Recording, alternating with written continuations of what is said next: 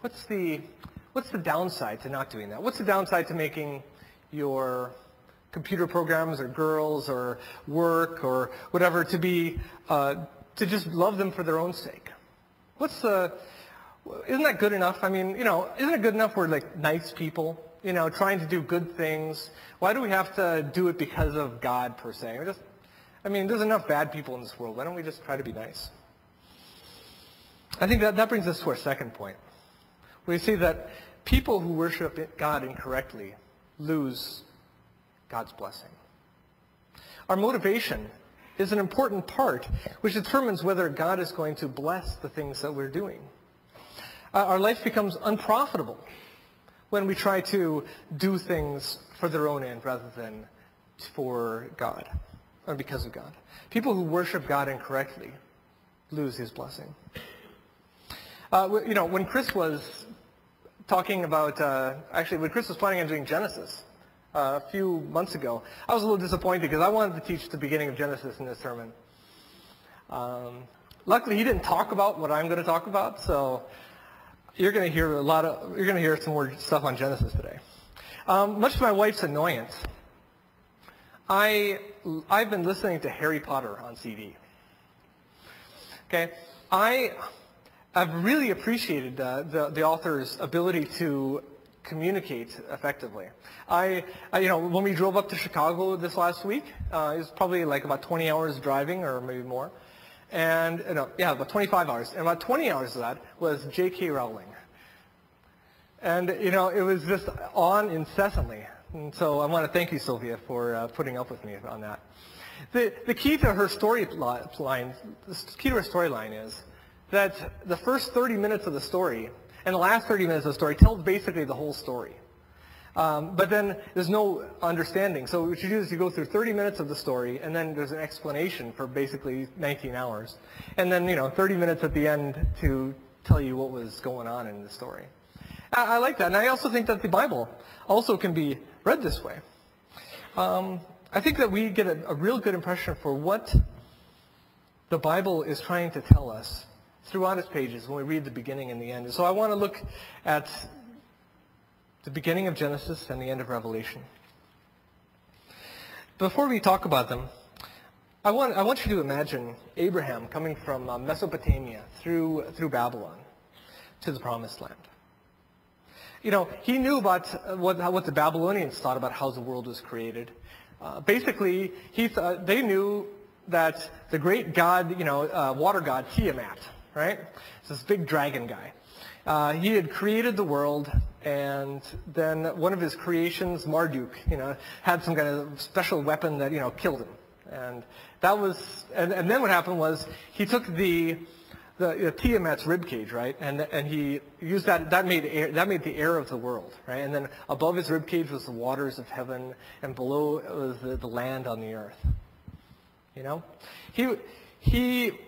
Basically, what they were arguing was that, God was everywhere. God was on the ground, God was in the sky, everything was God, maybe a living God, maybe a dead God. And they were battling in heaven for who was going to be superior and who was going to be the winner. But consider that background when we read Genesis 1, verses 1 to 8. How is this different than that story? In the beginning, God created the heavens and the earth. Now the earth was formless and empty, and darkness was over the surface of the deep. And the Spirit of God was hovering over the waters. So in this story, right, or in this truth, we see that God wasn't the waters. He was above the waters. He was separate from them. We weren't walking around on God all day long. And God said, "Let there be light," and there was light. And God saw the light was good, and he separated the light from darkness. God called the light day, and the darkness he called night. And there was evening and there was morning the first day. And God said, "Let there be an expanse between the waters to separate water from water." So it's not Tiamat's ribcage, but it's God choosing to make that thing. So God made the expanse and separated the water under the expanse from the water above it. And it was so. God called the expanse sky. And there was evening and there was morning the second day.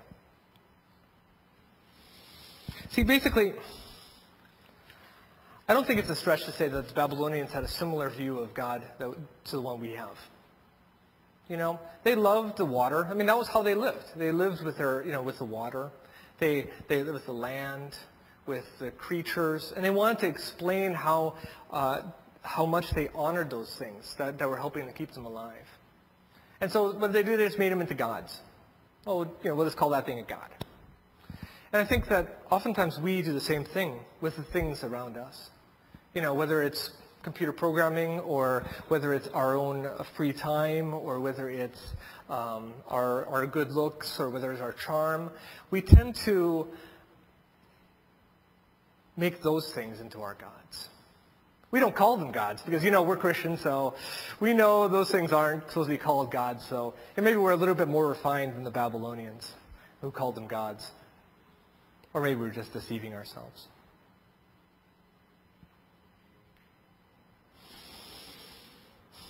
And but that's not the only creation myth that relates to these passages. We also have Moses writing Genesis. He is escaping Egypt. And they have all sorts of gods. Basically, their mythology is that there's the water was going down, and all of a sudden there's this little mound, a temple mound, and all of a sudden the great sun god Ra came, shooting out of it, and he created a bunch of gods, and they, and eventually he was so happy with what he had done, he started crying, and one drop made the grass, one drop made the people, another drop made the animals. Basically, he created the world by accident. God is so far away, oops, I'm sorry, I just kind of made these people by accident. And let's see how our God compares to that. Verses 9 through 19. And God said, "Let the water under the sky be gathered in one place, and let the dry ground appear." And it was so. God called the dry ground land, and he gathered the waters.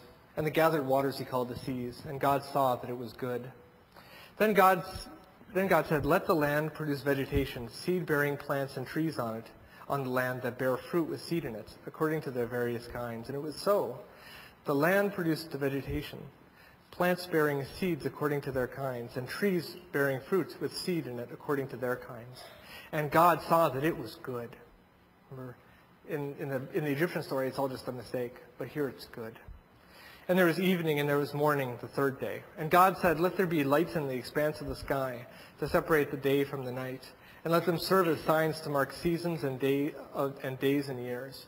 The sun god Ra wasn't a god at all. He was just an entity that God created for man. "And let them be lights in the expanse of the sky to give light on the earth." And it was so. God made two great lights, the greater light to govern the day and the lesser light to govern the night. He also made the stars. God set them in the expanse of the sky to give light to the earth, to govern the day and the night, and to separate the light from the darkness. And God saw that it was good. And there was evening and there was morning, the second day, the fourth day.